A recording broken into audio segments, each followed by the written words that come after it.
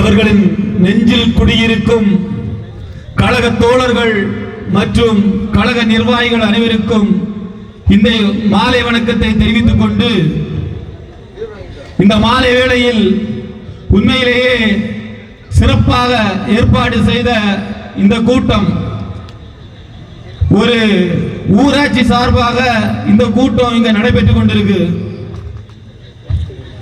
இதே மாதிரி ஒரு கூட்டம் இன்னொரு கட்சி சார்ந்து பண்ணணும்னா அவங்க மாவட்டம் மொத்த நிர்வாகம் வந்து இங்க ஒரு கூட்டத்தை கூட்டி ஊர் ஊரா வண்டி விட்டு காசு கொடுத்து இந்த காசு கோட்டர் கொடுத்து கூட்டுவாங்க.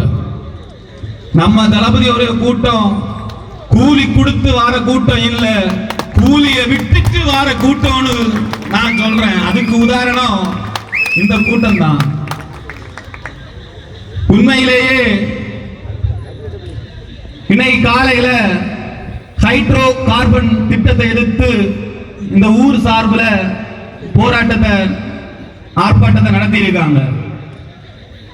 இந்த ஆர்ப்பாட்டத்துக்கு தமிழக வெற்றி கழகம் முழு ஆதரவை இந்த நேரத்தில் தெரிவித்துக் கொள்கிறேன். மேலும் அன்று சொன்னார் கலைஞர், நெல்லை எனக்கு எல்லை, குமரி எனக்கு தொல்லை என்று.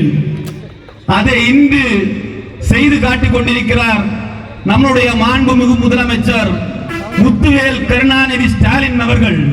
காரணம், கன்னியாகுமரி மாவட்டத்தின் இயற்கை வளங்களை அளிப்பதில் அவர்களுடைய அமைச்சர்கள் தான் முன்னின்று அதை செய்து வருகிறார்கள். நம்மளுடைய தேங்காய்பட்டணம் ஆர்பர்ல போடுறதுக்கு கல்லு கிடையாது. ஆனா தனியாருக்கு தாரை வார்த்தைக்கும் விழிஞ்ச ஆர்பருக்கு ஒரு நாள் 800 வாகனத்தில் கன்னியாகுமரி மாவட்டத்திலிருந்து கல்கள் கொண்டு செல்லப்படுது. ஒரு நாள் நாங்க கார்ல போயிட்டு இருக்கோம், ஒரு லாரி போயிட்டு இருக்கு, நாங்க கிராஸ் ஆகி போறோம். அதுக்கு முன்னாடி ஒரு ஸ்டிக்கர் இருக்கு. நாங்க போறது பைபாஸ் போறோம், பைபாஸ் தாண்டி போறோம். அதுல இருக்கிறது, இந்த கல் தேங்காய்பட்டணம் ஆர்பருக்கு செல்கிறது என்று.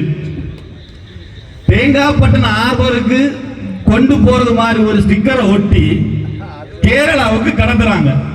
இதையும் நம்மளுடைய தமிழக மக்களும் கன்னியாகுமரி மாவட்ட மக்களும் நம்மளுக்கு இந்த பாதுகாப்பு வழங்கி கொண்டிருக்க காவல்துறையும் அதையும் பார்த்து கொண்டுதான் இருக்குது.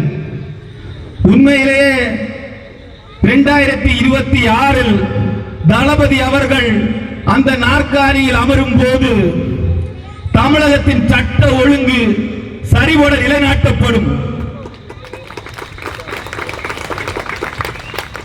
நான் ஏன் இதை சொல்றேன்னா, கன்னியாகுமரி மாவட்டத்தில் 16 வயசுல இருந்து 25 வயசுக்குள்ள எல்லா பசங்களும் போதைக்கு அடிமையாயிட்டு வராங்க. அது உண்மையிலேயே அதுக்கு முழுக்க காரணம் இங்க இருக்க ஆட்சியில இருக்கிற அந்த அமைச்சர்களும் இங்க உள்ள நிர்வாகம் தான். அவங்களுக்கு தெரியாம இங்க விலை மதிப்பு அதிகமா இருக்கிற போதைப் பொருட்கள் இங்க சப்ளை ஆகுது. அவங்க நினைத்தா உண்மையிலேயே தடுக்கலாம். ஆனா தடுக்கிறதுக்கு அவங்களுக்கு மனம் இல்லை. காரணம் வருமானம். அதே மாதிரி நம்மளுடைய தோழர் சொல்லியிருந்தாங்க, தமிழ்நாட்டுக்கு இவ்வளவு கோடி கடன் இருக்குன்னு. ஏன் கடன் வராது? திரு கருணாநிதி அவர்களின் குடும்பத்துக்கு கோடியா வருமானம் இருக்கும் போது இங்க ஏன் கடன் வராது?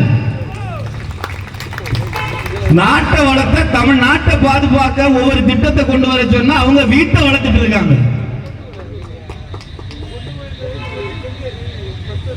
நமக்கு வருகிற போதைப் பொருள், அதாவது கோட்டர் கடை, நம்ம ஒயின் ஷாப் இருக்கு இல்லையா, அது நிறுவனம் அவங்களுடையது. அதுக்கப்புறம் நம்மளுடைய ஒரு இடத்தை விற்கணும்னா அதுக்கு நிறுவனம் அவங்க வச்சிருக்கிறாங்க. குடிக்கிற தண்ணி பாட்டிலுக்கு கூட முதல்வர் அவர்களுடைய குடும்பத்திலிருந்து ஒரு நிறுவனத்தை அவங்க வச்சிருக்காங்க. ஏழை வாழைகள் ஒரு சிறு குடிசை தொழில்களை கூட இங்க செய்ய முடியல. காரணம், அதுல எல்லாம் அவங்களுக்கு பங்கீடு அதிகமா இருக்கு. நம்ம இப்ப வந்து ஹைட்ரோ கார்பன் திட்டம் ஒரு எல்கைக்கு உள்ள தாண்டி எடுக்கிறதுக்கு தமிழக அரசுக்கு அனுமதி வழங்குறதுக்கு கேட்கறதுக்கே இது இல்லைன்னு ஒரு சட்டத்தை உருவாக்குறாங்க.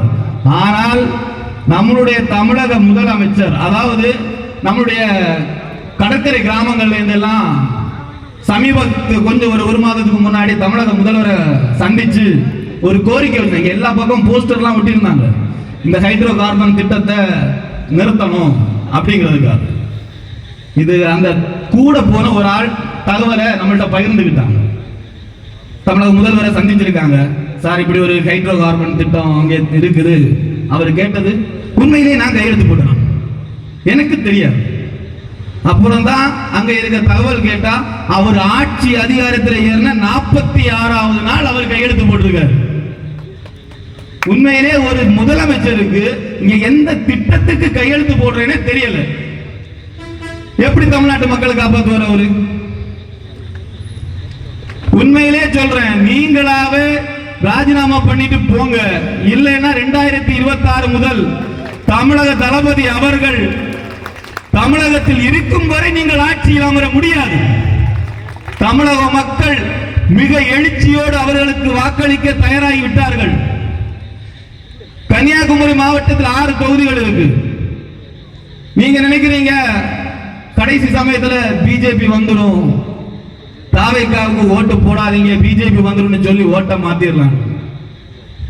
இந்த ஆடுபுலி ஆட்டை எல்லாம் விட்டுருங்க தோழர்களே. மக்கள் ரொம்ப தெளிவா இருக்காங்க. உங்களை தூக்கி எறிகிற காலம் மிக விரைவில் இருக்கு. 2026 தமிழக முதல்வர் தளபதி அவர்கள் அந்த நாற்காலியில் அமர வைக்க போறது நம்ம மக்கள். அதுல உறுதியா இருக்கிறாங்க. நீங்க என்னதான் கதை கட்டினாலும் இங்க ஒண்ணுமே பண்ண முடியாது. அப்புறம் உண்மையிலேயே ஒரு நன்றியை சொல்லிக்கிறேன். நம்மளுடைய ஊராட்சி சார்ந்த இந்த நிகழ்ச்சியை ஏற்பாடு செய்த கழக தோழர்களுக்கும், அப்புறம் கிள்ளியூர் தெற்கு ஒன்றியம், இந்த தெற்கு ஒன்றியம் உருவாக்க நாம கட்சி ரீதியா அவருக்கு ஒரு 6 மாத காலத்துக்குள்ளதான் அவருக்கு இந்த ஒன்றியத்தை கொடுத்தோம். உண்மையிலேயே சீரும் சிறப்புமா இந்த ஒன்றியத்தை அவர் வழிநடத்தி வரார். அவருக்கும் தமிழகம் வெற்றி கழக கன்னியாகுமரி மேற்கு மாவட்டம் சார்பாக நன்றியை தெரிவித்துக் கொண்டு, அவர்களோடு மேற்கு மாவட்ட மீனவரணி சார்பாக இந்த நிகழ்ச்சி ஏற்பாட்டில் கலந்து கொண்டு அவர்களுக்கும் நன்றியை தெரிவித்துக் கொண்டு வாய்ப்புக்கு நன்றி கூறி விடைபெறுகிறேன். நன்றி, வணக்கம்.